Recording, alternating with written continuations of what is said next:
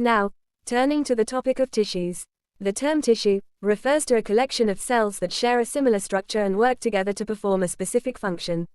This definition emphasizes that tissues are made up of cells organized to carry out a particular task, with each cell adapted to its specialized role. Some microorganisms, like bacteria and amoebas, are single-celled and can perform all necessary life functions independently. In contrast, the cells of multicellular organisms, such as plants and animals, are specialized and rely on each other for resources like food and oxygen. For example, muscle cells depend on red blood cells and digestive cells. To function effectively, cells must be organized into tissues, where different types work together to provide support and facilitate communication. Examples include muscle, nerve, and bone tissues in animals, and epidermis, xylem, and pith in plants. In short, tissues are groups of specialized cells that collaborate to perform specific functions and support cell survival. Tissues consist of cells that share a similar structure and function, allowing them to work together to perform a specific task.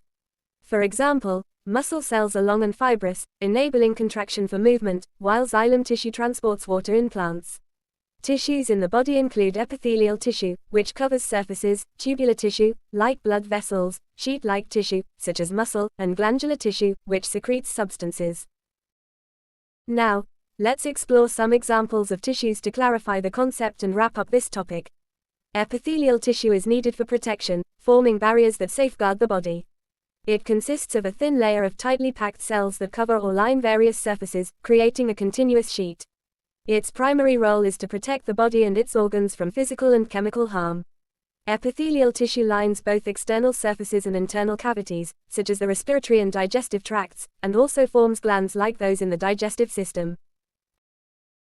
Tubular and glandular tissues are two types of specialized tissues in animals. Tubular tissues are formed by cells arranged in a tube-like structure, designed to transport fluids within organs, such as the kidney tubules that filter blood and reabsorb essential substances, while the glandular tissues consist of clusters of cells that produce and secrete specific substances, which are released into a central cavity and transported away via tubes. An example is the salivary gland, which produces and secretes saliva.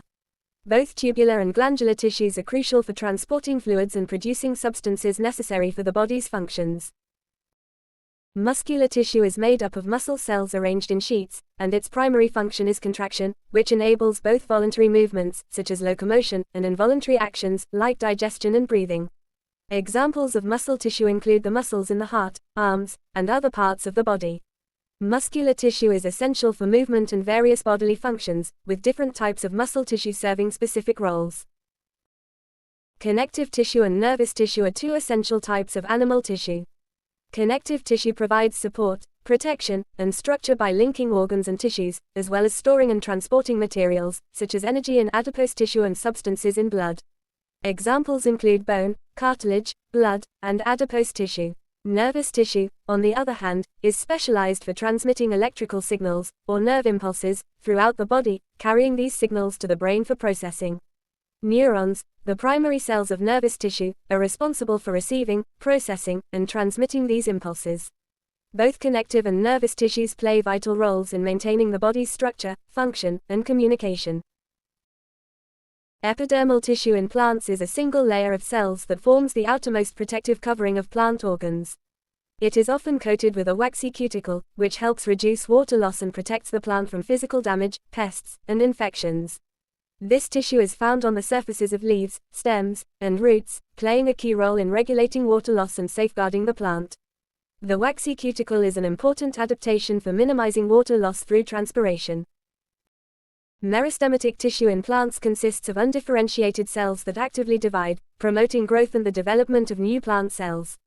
In contrast, vascular tissue is made up of xylem, phloem, and cambium.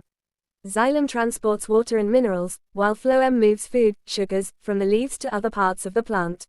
Vascular tissue also provides structural support, with xylem contributing to the plant's strength, and the cambium layer enabling secondary growth, increasing the plant's stem and root thickness. Together, meristematic and vascular tissues are essential for plant growth, transport, and support. At last, photosynthetic tissue in plants consists of cells containing chloroplasts, which house chlorophyll, the green pigment responsible for capturing sunlight. This tissue's primary function is to absorb sunlight and carry out photosynthesis, converting light energy into chemical energy to produce food for the plant. Chloroplasts and chlorophyll are essential for this process, making photosynthetic tissue the site of food production in plants.